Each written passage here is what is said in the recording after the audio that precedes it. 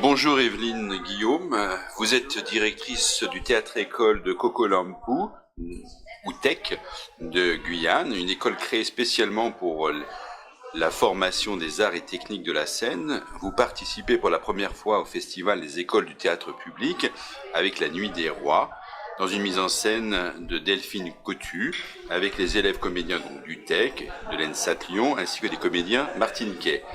Alors, comment cette école a été créée en Guyane?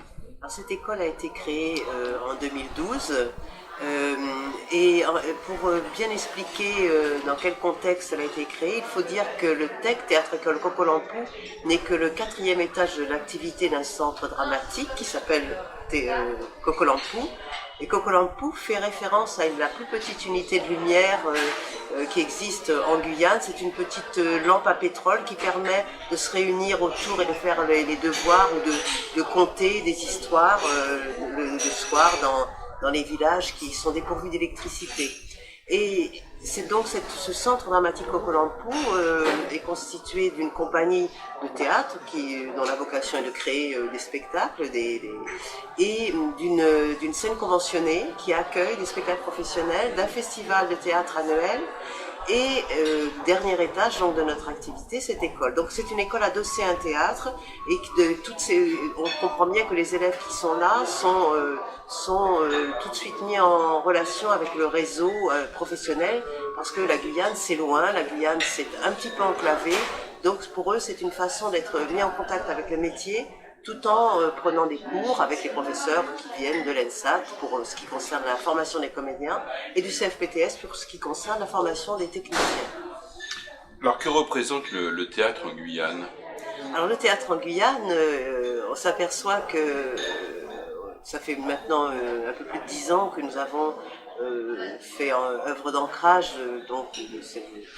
de théâtre. Dans l'ouest guyanais en particulier, on s'aperçoit que il y avait un besoin énorme. Nous avons vu augmenter évidemment la fréquentation des publics. Il y a eu des créations de classes au lycée, de classes théâtre. Donc le théâtre se développe bien en Guyane, ça représente maintenant, je pense, il faudrait interroger le public, enfin des personnes publiques, mais pour nous, on est parti de rien, il n'y avait rien. Donc on peut dire qu'il y a eu un développement extraordinaire de vraiment un goût pour cet art naissant. Voilà, et c'est pour ça que la formation de jeunes professionnels se faisait ressentir, parce que non seulement le théâtre est venu, ça a été créé en Guyane, le théâtre professionnel, et puis il fallait que les jeunes professionnels prennent à leur tour, prennent leur tour. Comment est né ce projet de participer à ce festival? Alors le projet est né parce que les élèves chez nous étudient pendant 3 ans à raison de 6 heures par jour, ce qui est vraiment qui demande beaucoup d'endurance, d'assiduité, effectivement de ponctualité. Et à la fin de ces 3 années, eh bien, pour les comédiens en tout cas, les 3 années sont couronnées d'un spectacle tremplin professionnel. Et ce spectacle tremplin professionnel, eh bien, il faut le montrer. Il faut le montrer à des professionnels, il faut le montrer à des programmateurs, il faut dévoiler nos jeunes talents. Donc l'idée, avec l'ENSAT, c'est de trouver un metteur en scène de renom, de trouver des lieux reconnus où leur talent peut s'exprimer.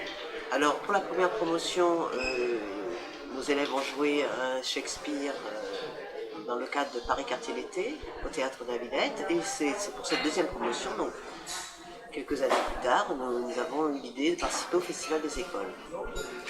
Alors, pourquoi avoir choisi un Shakespeare et plus spécifiquement La Nuit des Rois? Alors, ce n'est pas nous qui avons choisi le texte, c'est le metteur en scène. Et il se trouve, c'est un heureux hasard, que les deux promotions successives ont choisi Shakespeare. Donc là, La Nuit des Rois, c'est Delphine Cotu. Je pense qu'elle a trouvé que le thème s'adaptait bien. D'abord, Shakespeare, déjà, s'adapte bien à nos élèves. Curieusement, c'est parce que nous avons un public très, très métissé. Ce sont pour la plupart les personnes, les Bushinengue, nous avons quelques créoles, nous avons également des brésiliens. Donc ces mélanges curieux, hauts en couleurs, riches culturellement, on s'adapte très bien à l'univers de Shakespeare, au théâtre élisabétain en tout cas. Donc voilà, je pense que c'est que tout simplement en les regardant, c'est ce qui vient à l'esprit des metteurs en scène. Comment s'est fait la rencontre avec Delphine Cotu? Alors, la rencontre avec Delphine Cotu s'est faite par le truchement de Thierry Pariante, le directeur d'ENSAT, avec qui évidemment, nous faisons chaque année des projections sur le plan pédagogique, et puis évidemment pour la 3e année, on s'interroge sur le metteur en scène qui va conduire cette promotion au spectacle professionnel. Et voilà, et Thierry a évoqué le nom de Delphine Cotu. Nous l'avons contactée, nous avons parlé, nous l'avons présenté les élèves. Elle est venue en Guyane, elle les a fait travailler, elle a imaginé ce que pouvait être effectivement une création avec eux. Voilà, ça s'est fait petit à petit au cours de rencontres et d'ateliers où ils se sont confrontés à leur désir commun de créer ce spectacle. Quelles vont être, selon vous, les retombées de ce festival sur l'école et les comédiens? Alors les retombées sur l'école, elles sont multiples. D'abord, elle crée du désir pour une 3e promotion. Ensuite, elle rassure nos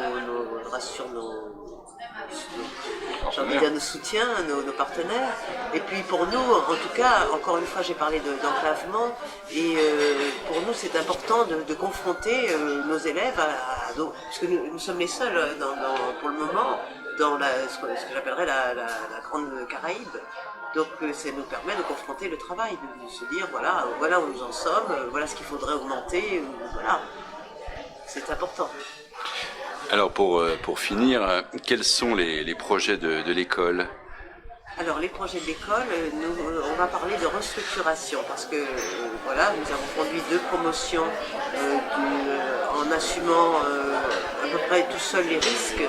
Pas tout seul, non, parce que nos partenaires nous assument avec nous, mais nous assumons la majeure partie des risques financiers. Et voilà, nous parlons de restructuration. Ce sont des projets qui sont en ce moment qui se mettent en route doucement, mais la 3e promotion en tout cas verra le jour d'une manière un petit peu différente. Eh bien, merci beaucoup, Evelyne Guillaume. Merci à vous.